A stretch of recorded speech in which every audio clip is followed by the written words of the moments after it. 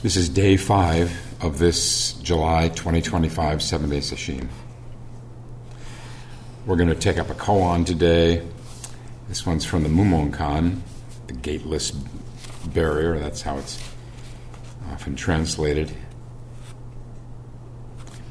And this is number 15, Tozan and 60 blows.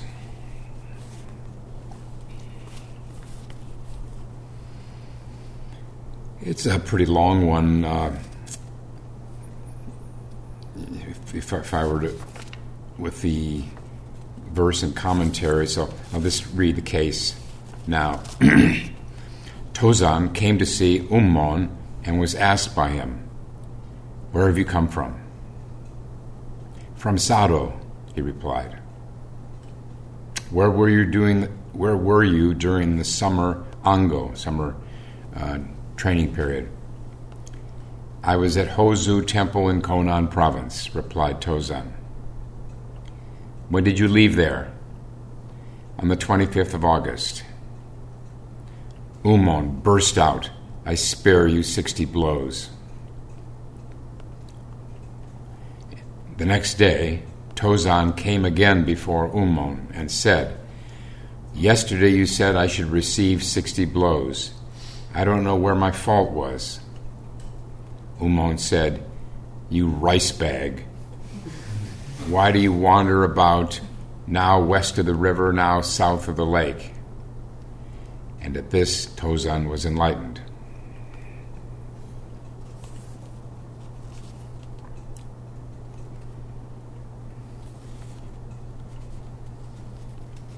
I last commented on this koan 16 years ago. I remember when the day came a few years ago when I realized that when I chose a koan to do for Teisho, that it would be either the last time I did it or one of the last times I did it. Those of you who are up in years, you have that experience. Okay, this is the last time I'll be getting a colonoscopy probably. This is the last time, whatever. Mortality becomes more within reach. And not just mortality, but the uncertainty. The certainty of death and the uncertainty of the time of death, as Zen Master Dogen put it. But I'll first read some biographical information about these two. First, the great Mumonkan. I think I'm going to switch. I'm going to try to use the Chinese. These are both Chinese men. Those of you, there may be a couple of you who don't know that the Japanese, when Chan found its way to Japan and was called Zen, the Japanese redid the names of all these Chinese masters into usually something that's roughly sounds like the Chinese. So Dongshan became Tozan, and Yunmen became Mumonkan. So I'm going to try to remember to change the Japanese to the Japanized version to the Chinese.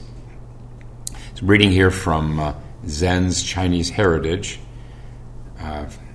by Andy Ferguson. I'll just hit some points of Yunmen's life. He was born in he lived in the Tang Dynasty, the Golden Age, so-called Golden Age of Zen. There are scholars who argue that the Sung Dynasty, which followed the Tang, could even be considered more illustrious in terms of Chan Buddhism.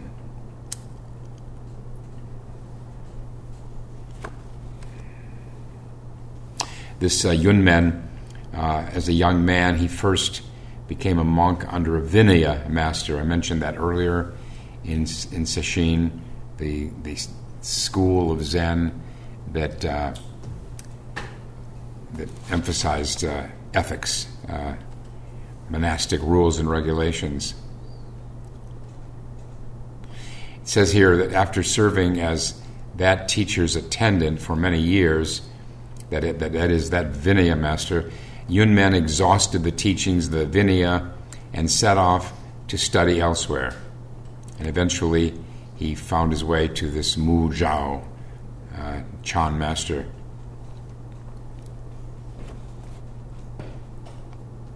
By the way, although this treasure of biographical material about the masters was all translated by Andy Ferguson, according to the title, according to the credit on the cover, this is all original material. This, what I just read, is part of what was dug up on scrolls or steles, the stone things. These are not Andy Ferguson's words. These go back centuries.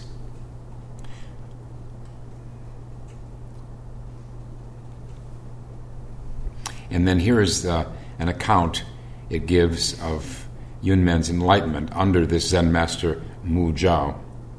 When Mu Zhao heard Yunmen coming, he closed the door to his room. Yunmen knocked on the door. Mu Zhao said, "Who is it?" Yunmen said, "It's me." Mu Zhao said, "What do you want?" Yunmen said, "I'm not clear about my life. I'd like the master to give me some instruction." Mu Zhao then opened the door and, taking a look at Yunmen, closed it again.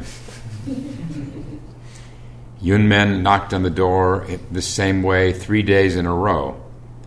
On the third day, when Mu Zhao opened the door, Yunmen stuck his foot in the doorway. Mu Zhao grabbed Yunmen and yelled, "Speak, speak!" When Yunmen began to speak, Mu Zhao gave him a shove and said, "Too late." And then he slammed the door, catching Yunmen's foot and breaking it. And at this moment, Yunmen came to awakening.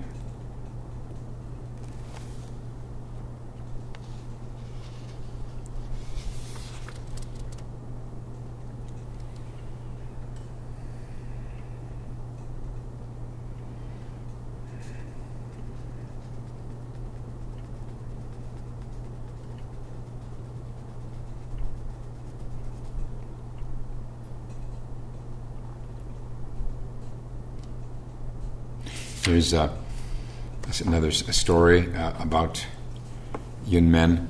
Mu Zhao directed Yunmen to go see another famous master by the name of Shui Feng, Seppo, in Japanese. When Yunmen arrived at a village at the foot of the mountain, he encountered a monk. Yunmen asked him, "Are you going back up the mountain today?" Remember now, this is Yunmen, the enlightened one, not just the student. "Are you going back up the mountain today?" The monk said, "Yes." Yunmen said, "Please take a question to ask the abbot, but don't tell him it's from someone else." The monk said, "Okay." Yunmen said, "When you go to the temple, wait until the moment when all the monks have assembled and the abbot," again Shui Feng, Seppo, "has ascended the Dharma seat. Then step forward, grasp your hands and say, 'There's an iron kang on this old fellow's head. Why not remove it?'" A kang is like in the Middle Ages in Europe, they had these stocks where criminals or those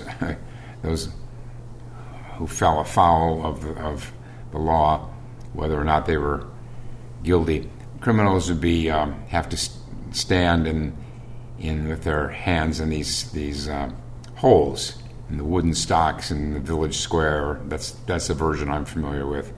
But a kang is in China. This is in China. It would be a mobile stocks. You could walk around with it.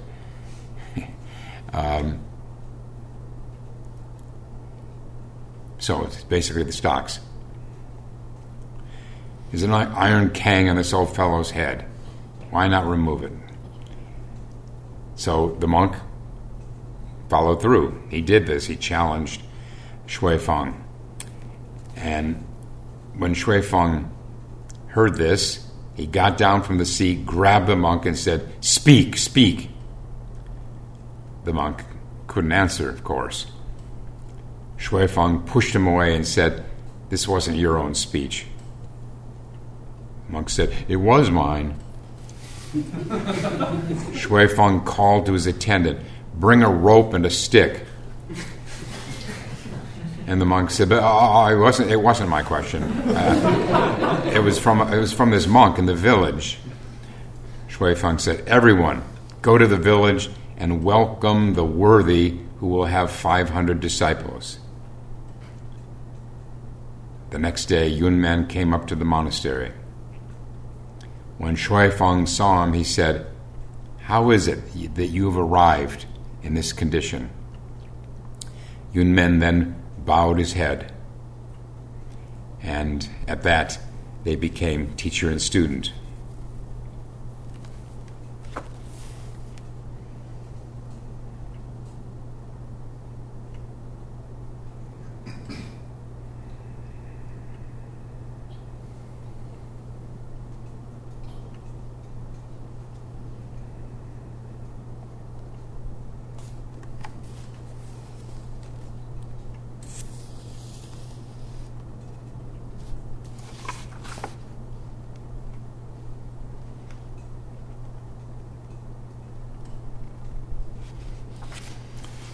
Yunmen was famous for his very, very brief replies, or answers to questions.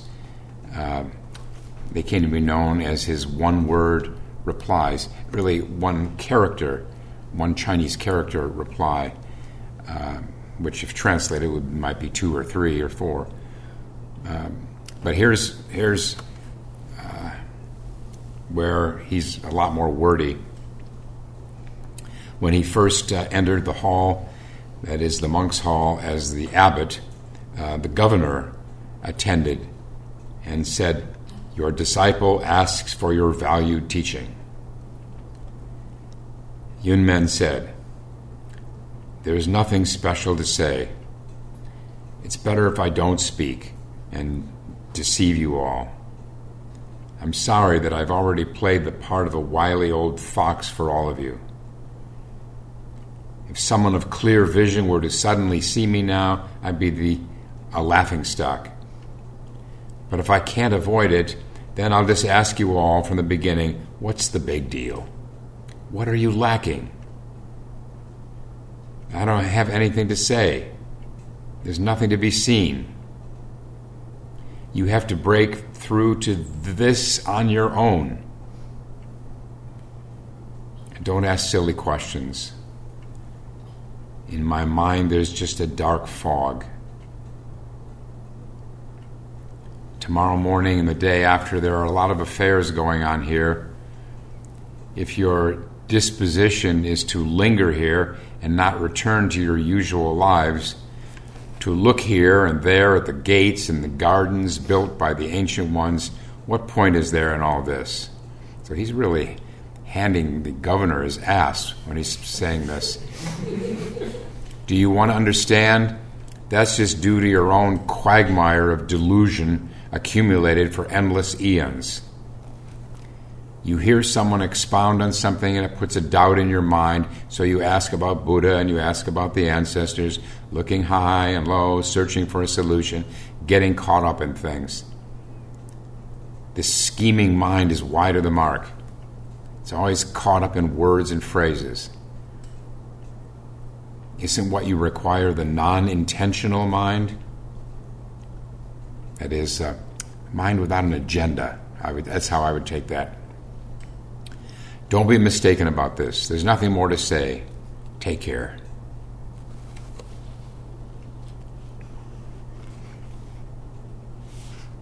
And now, there's more, but we'll turn now to Dongshan, to use the Chinese, Tozan.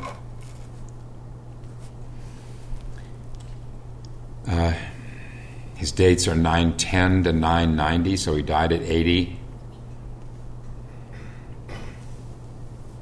And the today's koan was the record of their first meeting about, I'll just say that.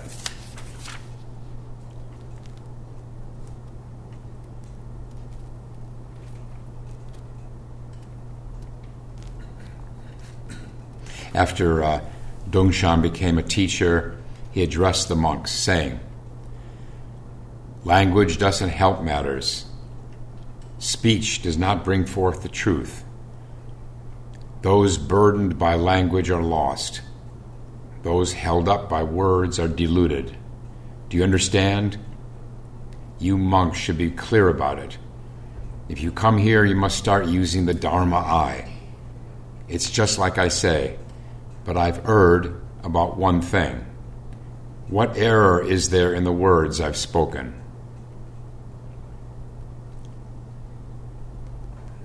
Well, we could just say, the words you've spoken.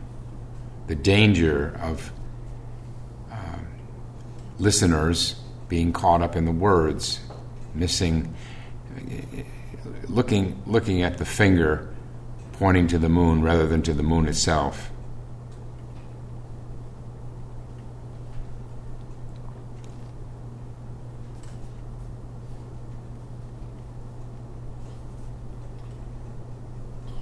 Yunmen, just back to Yunmen for a minute, he was supposed to have been absolutely brilliant with words, eloquent, known for his eloquence, and he could see how he could manipulate people and things with his words, and so he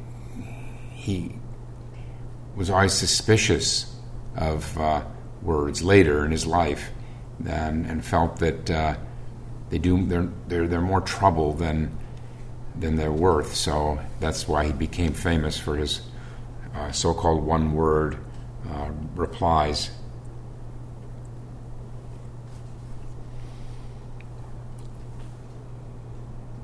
Just a couple very short exchanges here involving Dongshan or Tozan. A monk asked, "What did all the ancient holy ones do?" Dongshan said, "Enter the mud, enter the water."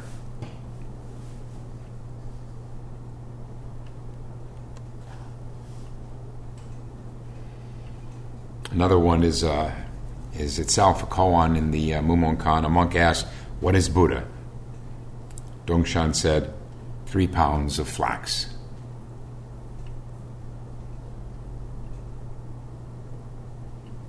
Another time, a monk asked him, "What is Buddha?" And he said, "The crystal clear truth." That's a pretty good definition of the word Buddha. In these exchanges, Buddha never means, or almost never means, Shakyamuni, the historical person. So when monks in the koans ask, "What is Buddha?" they are asking, "What is the crystal clear truth?"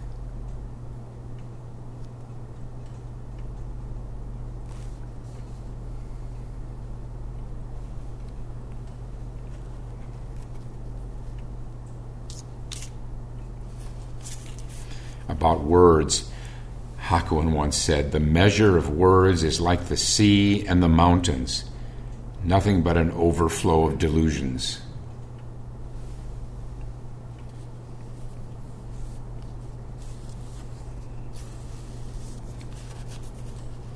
Harada Roshi, that's Roshi Kapleau's first teacher in Japan, where he spent about 3 years at Hoshinji, once said, "Philosophy is the study of human delusion."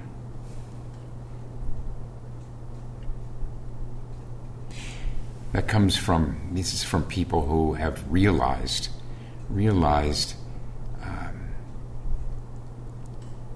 that words aren't it.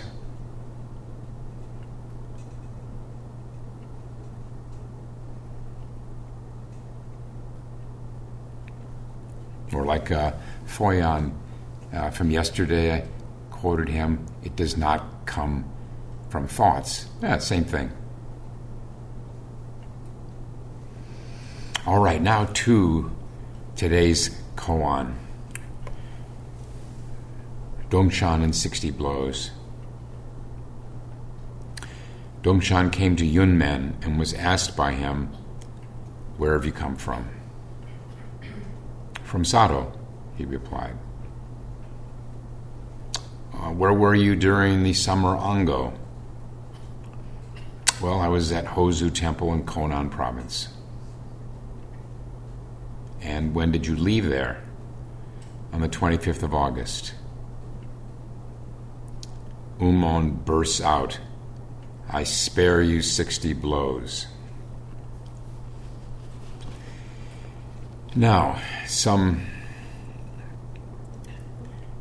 cultural explanation. I came to understand, I have come to understand from a lot of reading about Zen, Chinese and Japanese Zen, and some time there in both China and Japan, that the Chinese and the Japanese and the Koreans, at least in those days, they often saw being struck as a tribute. It's a sign that the teacher cares about you.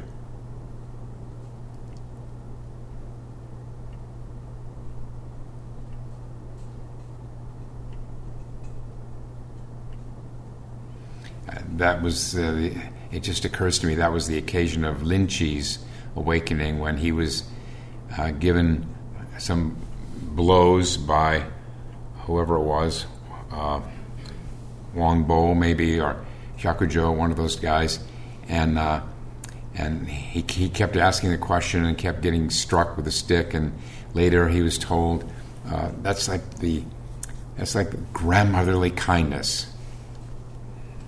It's hard for us as Westerners to understand this. Okay, there it is, though. It's seen as a sign that the teacher feels that you're worthy. You're worthy. And here, just imagine this. What he's really saying when he says, "I spare you 60 blows," he's saying, I ought to give you 60 blows, but you're not even worth that.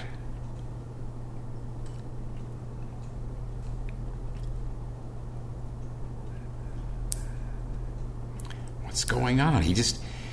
Poor Dongshan was just answering the questions. Where'd you come from? Well, from Rochester. Where were you during the summer training period? Well, Cleveland. And when did you leave there? 14th of June. I spare you 60 blows. You're not worth anything.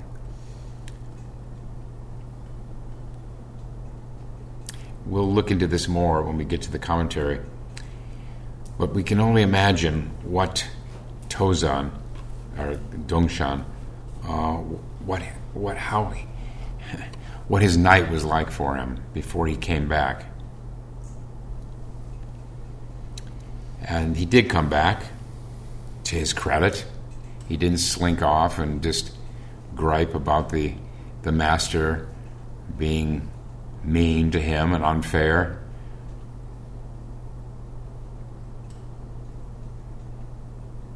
I once raised my voice in Doksan with a student, which I really seldom do, in a kind of scolding way. And later, she reported that to the Zen Center Ethics Committee. And there you are. Western Zen.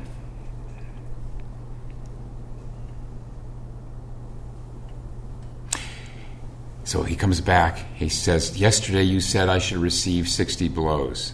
See how he converts that. I should receive, you ought to give me 60 blows, but then I'm not even worthy of that. I don't know where my fault was. And then Yunmen again. You rice bag, why do you wander about, now west of the river, now south of the lake? Why do you spend all your time wandering around? And at this, Dongshan was enlightened.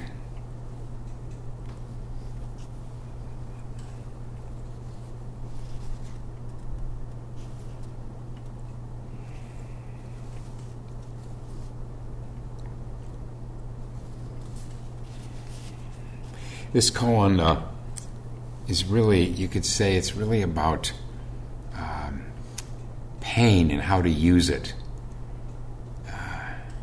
In this case, it wasn't even physical pain, but you can be sure that Dongshan was really wounded by Yunmen's outburst.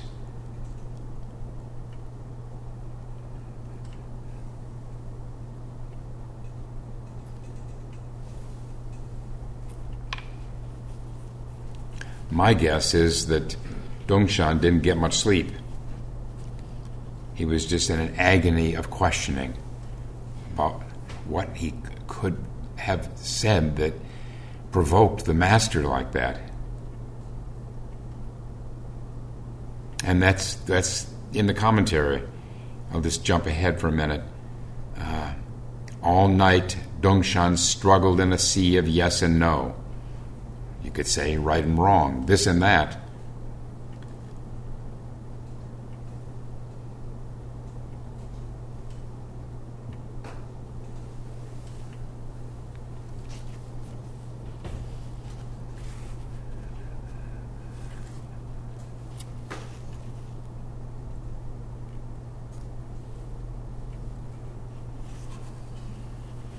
How had Dongshan changed when he came back the next day? How does questioning change us?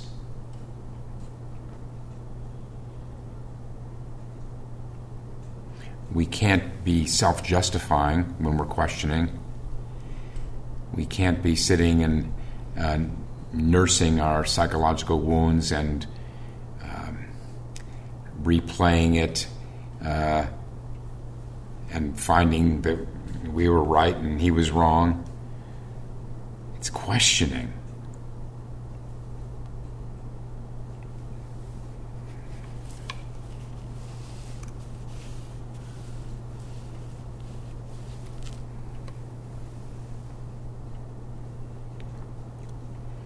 This famous incident also brings to mind the three essentials of koan practice: faith, doubt, and determination.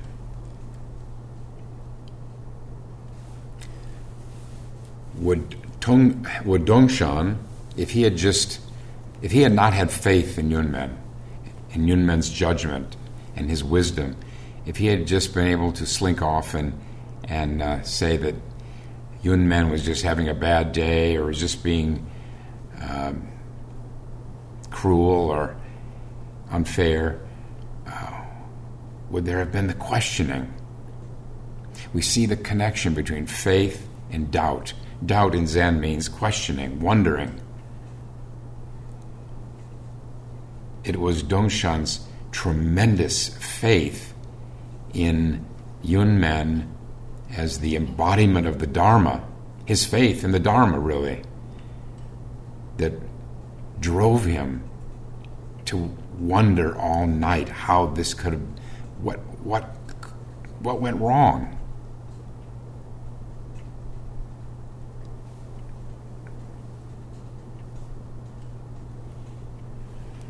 There's this saying in Zen,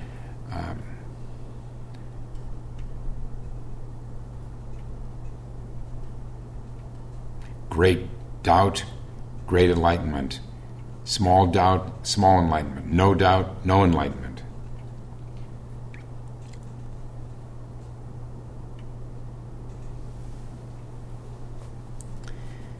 This is the genius of a koan, is we can't be questioning, truly questioning, and holding to our ideas about ourselves and others at the same time, or at least to the degree that we're questioning, we're free of our ideas that bind us.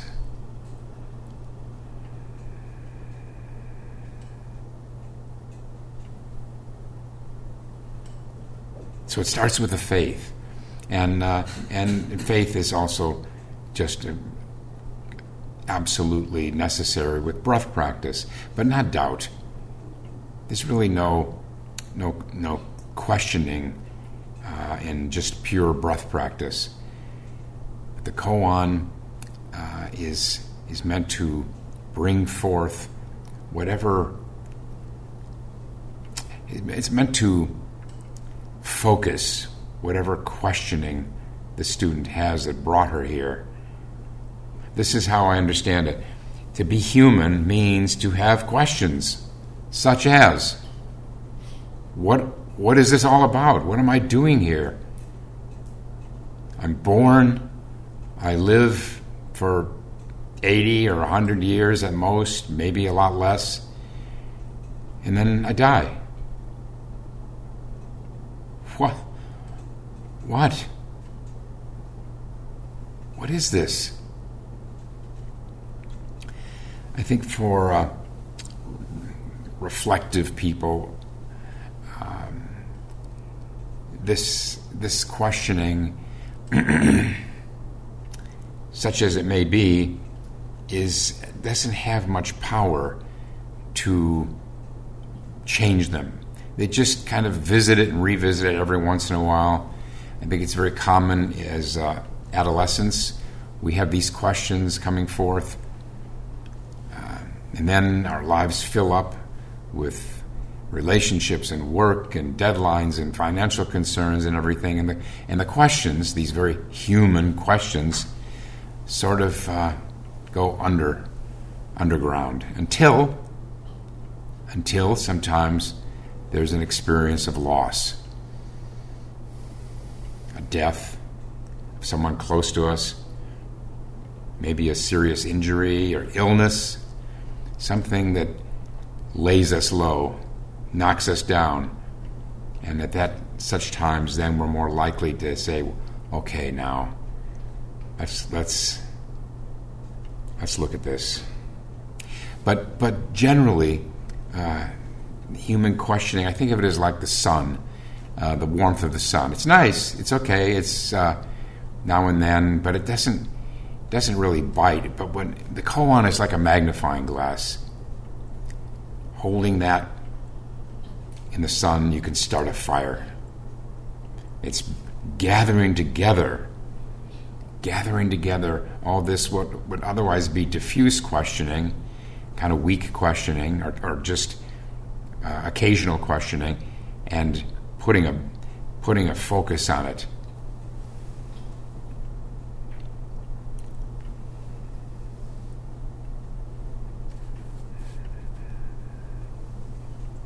Now, I've learned that for a lot of people working on a koan, the questioning doesn't really bite into them. For most of us for whom the questioning does eventually bite, it takes a while. And I've come to understand that that's not a deal breaker at all.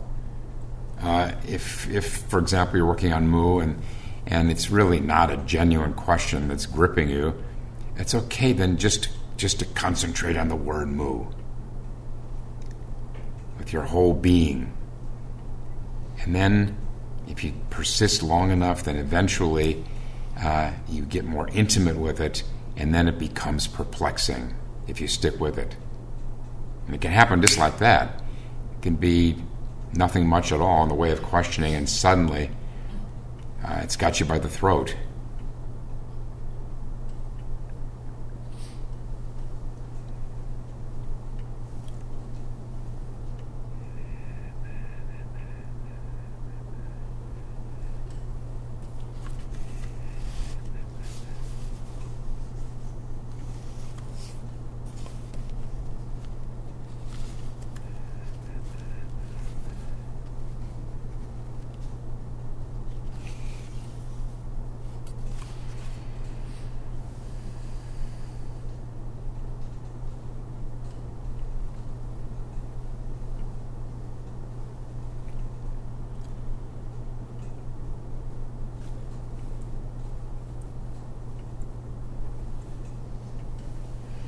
Let's just go to the commentary. If Yunmen at that time had given him the fodder of the truth and awakened him to the vivid, dynamic Zen life, Yunmen's school would not have declined. This is Mumon, the compiler of the Mumonkan, just being sort of playful. The point is that the Yunmen school, there was the Soto, the Rinzai, the Obaku, there's another one. There are 5 schools in that time, and one of the schools was the Yunmen school, and it just didn't last that long. Who knows why? It certainly was not due to any deficit in terms of Yunmen's awakening. These things are hard to understand. So he's just saying, well, let's go on. All night, Dongshan struggled in a sea of yes and no. Don't be caught in the whole idea of yes and no. Right and wrong could also have been the way he framed it as he was thrashing around, spinning like a rotisserie in his bed all night long.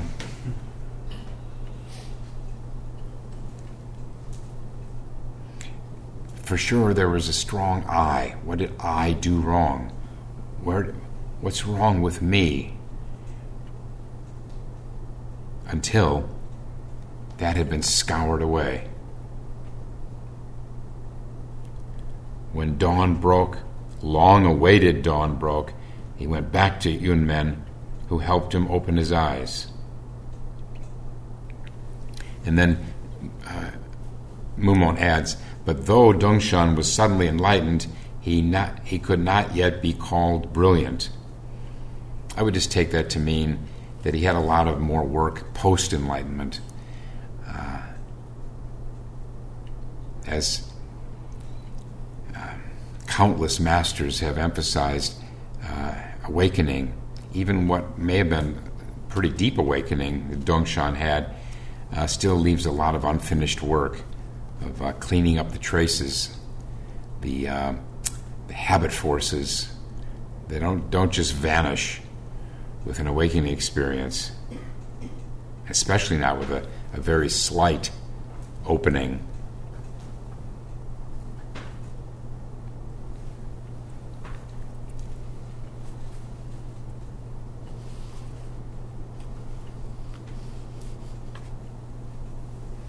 I found these words of T.S. Eliot, made me think of Dongshan that night. From wrong to wrong the exasperated spirit proceeds, unless restored by that refining fire wherein you must move in measure like a dancer.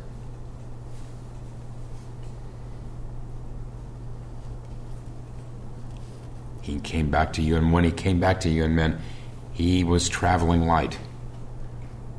He had unloaded a lot of self-concern. He's probably light on his feet when he came in. I imagine him same state as St. John of the Cross said, walking I know not where, by a road I know not of.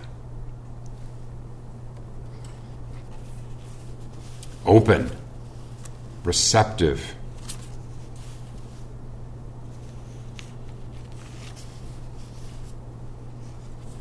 Just to get back to the third of the requirements for koan, or faith, doubt, and determination. If the faith is strong, the doubt will be strong, the questioning will be strong, and then the determination to resolve that state of doubt.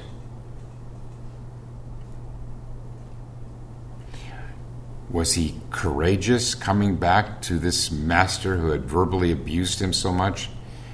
I don't think it was courage. He couldn't not come back. He had to know. He had to know.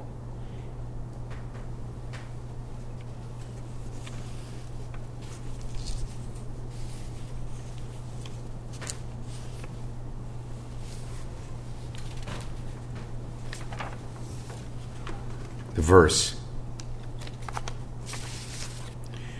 The lioness trains her cubs this way. If they walk ahead, she kicks them and quickly dodges. Heedlessly, he came back to Yunmen, but was checkmated. The first arrow was only a scratch, but the second went deep.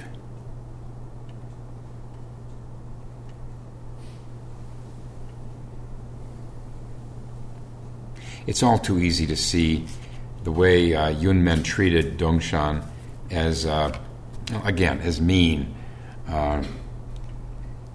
just too harsh. There's so much that Yunmen would have taken in when Dongshan approached him the first time and answered those questions in such a kind of clueless way. Yunmen would have taken the measure of Dongshan and seen this was no ordinary monk. This is someone he could work with. But first he had to subject him. He had to provoke in him this questioning.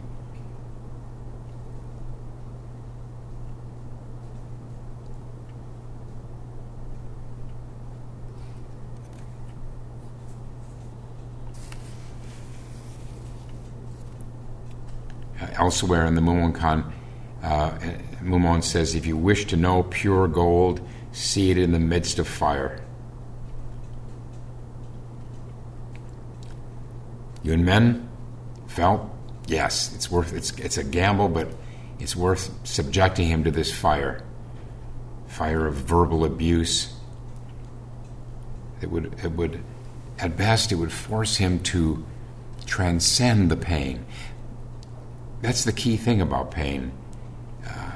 Pain can transform us if we know how to use it. Not everyone does.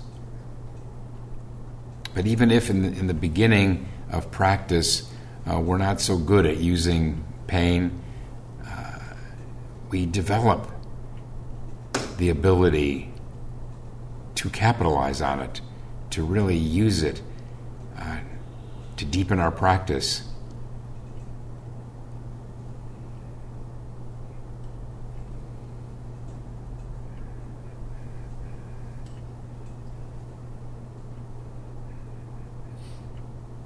Yunmen must have, we can just imagine that Dongshan was in quite a state, that even the first time he came,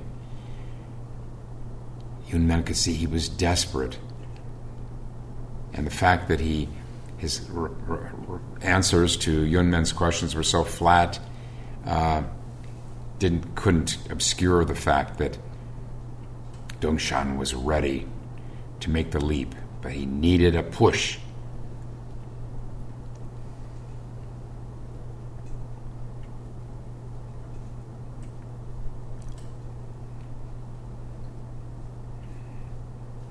What to an outsider, someone have no experience in Zen, what might to such a person seem like cruelty on Yunmen's part, really, we can be sure it was for one purpose. He wanted to help Dongshan.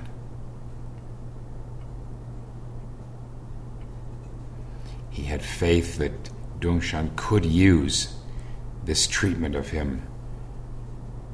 And well, you can't argue with success. Look what happened.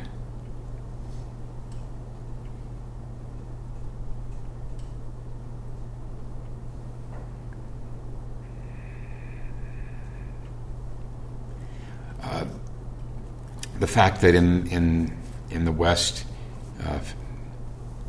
meting out physical pain is somehow not suitable here doesn't mean that we can't find that kind of pain in our practice and use it. How many of us know the pain of not doing what we came here to do over and over and over again, sesshin after sesshin after sesshin? All right. When it gets bad enough, when you get fed up, you'll find a way to do what you came here to do. Don't expect pity from the teacher. Not that anyone would here, but that's the last thing a teacher would feel. Because the teacher knows that it is within reach of everyone, because everyone has equally endowed with this original nature, this Bodhi mind.